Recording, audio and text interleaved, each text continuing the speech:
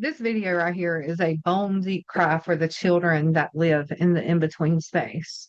I was born of that space, ancestral ties in that space, and I have lived my life in the in-between space. And now I'm kind of here in this space where I'm walking out of that. Many years ago, I kind of went into this acceptance mode of, well, I'm just gonna play the background. Not going to be seen. I'm not going to be heard. I'm not going to share myself. I'm not going to share my story.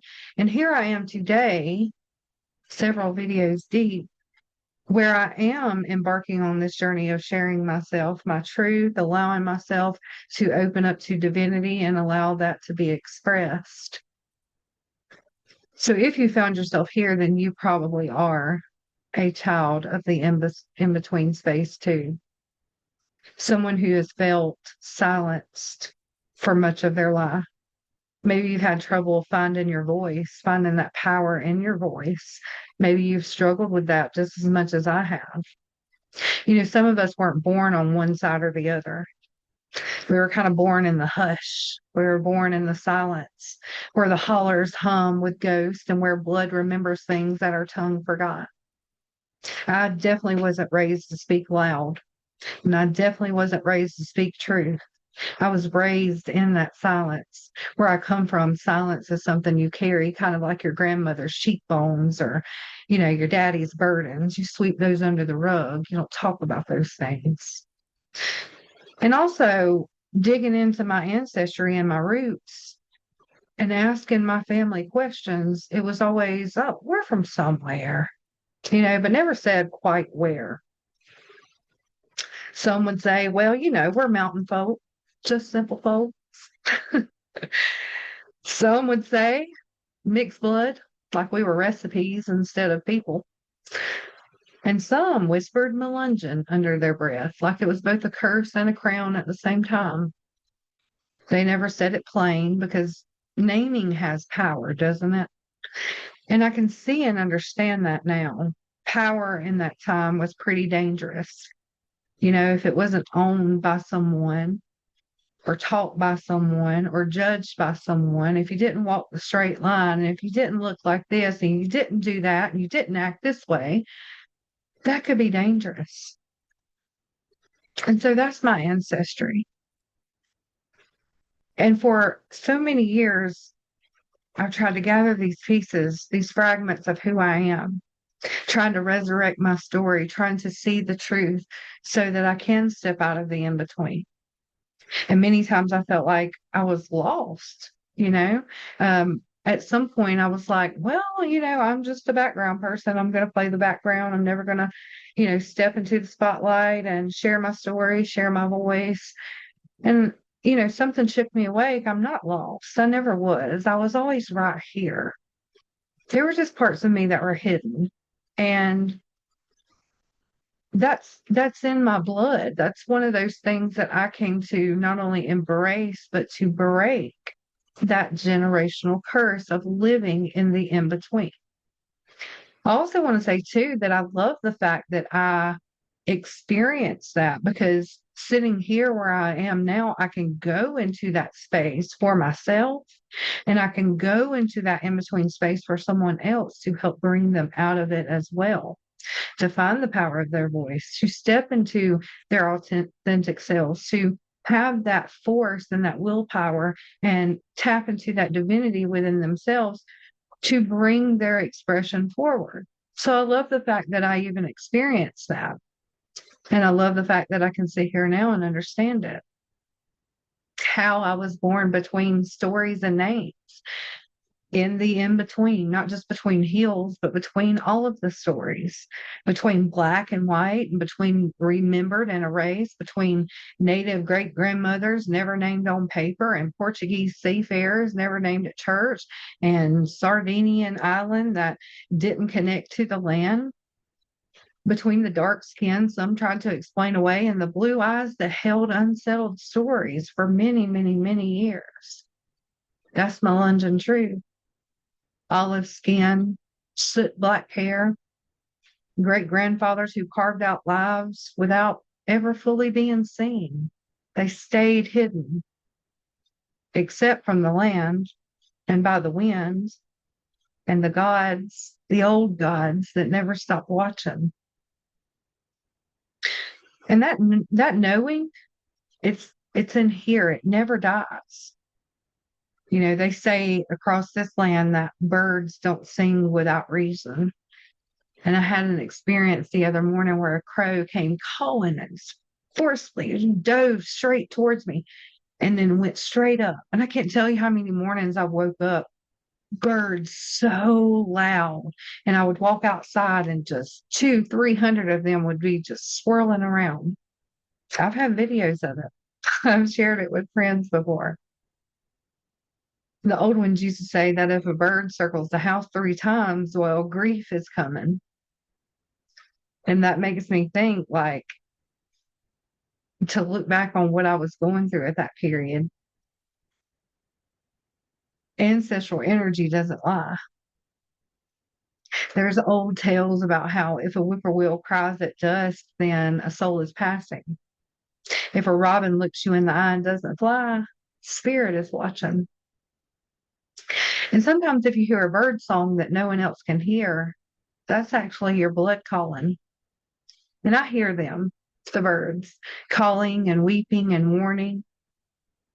And a lot of times it is outside of me, but there are some times that it's within. It's a song internally, and it's mine. There's a song that runs through my blood, a blood song that doesn't need melody and it doesn't need language. It hums deep in my bones. It curls in my dreams as I sleep, and it whispers in the firelight when no one else can see that. The old magic comes back quiet. So let me tell you another thing I remember. I used to sit in this room and it was full of sun. It was all windows, like a sunroom, not quite a porch, not quite a room. There was a space of the in between, right? And it was the kind of room you don't build, you inherit. And in that hush, I would feel a lot of things, that pull, that knowing, like the air itself was made of ancestors and they were around me, like the dust was carrying prayers. And I'd hear things, not exactly words, but something older than words. And outside of that home, sometimes when I touched the soil, my hands would remember herbs that were never taught. I can't tell you how many times someone has said, you know, a specific something about their ailments that they're feeling, and a certain herb would pop into my mind. And I cannot tell you how many times I've had to go look up that herb because I had never even heard it. But it would come to me. That's ancestral. Sometimes when I used to walk in the woods when I was a kid, my feet would just find paths that I had never mapped. Direction, I knew the way. And when I cry, it feels like it isn't just mine. It's a bone cry. It's a lost child in the holler type of cry. It's an old woman who saw too much type of cry. It's a grandfather who mimicked the sounds of birds in that sunroom. My great grandfather, who was Melungeon descent. He told stories and mimicked the cries of those birds, and he would say, it was way better than that. I can't do it. And he would say, "You hear that?" He brought so much magic into that space. My child self knew that. My adult self forgot, but my bones, they never forgot. We carry things. And sometimes we carry that silence braided into every strand of our being. But silence isn't really empty if you really think about it. It's a compressed knowing. And a knowing can be unwound, which is exactly what I've been working on. There's an old tale here that some children are born with a veil over their eyes, a second sight, they call it. And I've also heard of a veil over the mouth, and I've also heard a veil over the third eye. Now, I in particular have this beautiful forehead birthmark taught to see straight out of the womb. The veil over the mouth, though, teaches not to speak what they see, taught to claim not what was seen, or not to step into the power of who you truly are. In my ancestral line, in my family, we were taught to smile and swallow the truth, but no more. See, those of you who have felt invisible, I see you because I am you and I have been there.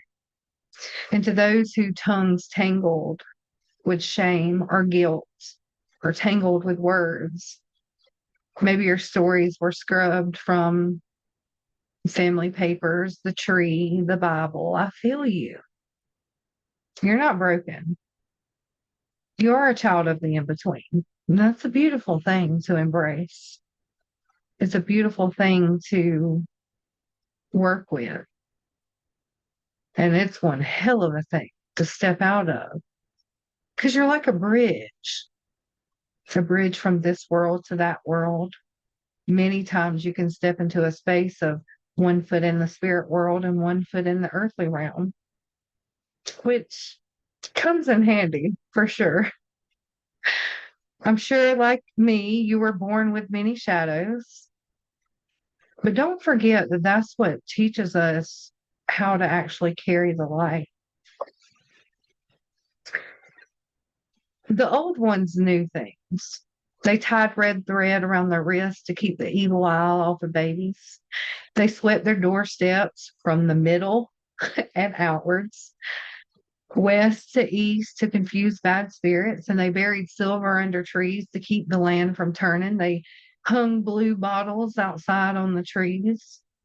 They listened to dreams like scripture because sometimes that was the only Bible that they actually trusted. And when the birds stop singing in the morning, you better know something's coming. My great-grandfather, soot black hair and his beautiful blue eyes, never called it magic. But even in my childlike energy, that innocence that I held, I knew it was magic. It wasn't just mountain nonsense. It was blood memory, a blood song. And it was survival disguised as quiet wisdom. And that too is what I'm stepping out of, living in survival mode. I think many times I stayed in that in-between space out of familiarity. It's what I've always known. And even though many times it would not be comfortable, it was more comfort than the unknown when you begin to step out of that. The sacred work of being seen can be tough. And when I finally began to speak, to sing that old blood-heavy bird song, my voice cracks like old wood. And it wasn't pretty, but it was true. And that was good enough at that time. And the truth is that the only magic we've got left that hasn't been taxed or trademarked is us, our song, our blood memory. And I'll say this plain too. There are bones in this land, in this soil that remember, and there are birds in the sky that echo your ache. There's power in the silence, in the hush. And there is deep, unshakable beauty in living in the in-between. Because if you live there, you can actually call others home. So to the ones that are here, and to the ones that have dwelt between, to those who cry for what they cannot name, whose dreams come in colors that don't exist in the daylight, who feel too much and know too deeply, you were never meant to be silent. You were never meant to stay in the in-between. You were never meant to live in the hush. You were never meant to fit clean into categories or into a nice shaped box. You are your ancestors' unfinished song. So sing, speak your bird song. Let your blood hum. Let the spirits in your hands guide your craft and everything that you do. Light a candle and name yourself out loud. I am the hush and the holler. I am the daughter of silence and the child of fire. I am the one who knows what was buried. I am not lost. I am becoming. Yeah. Until next time.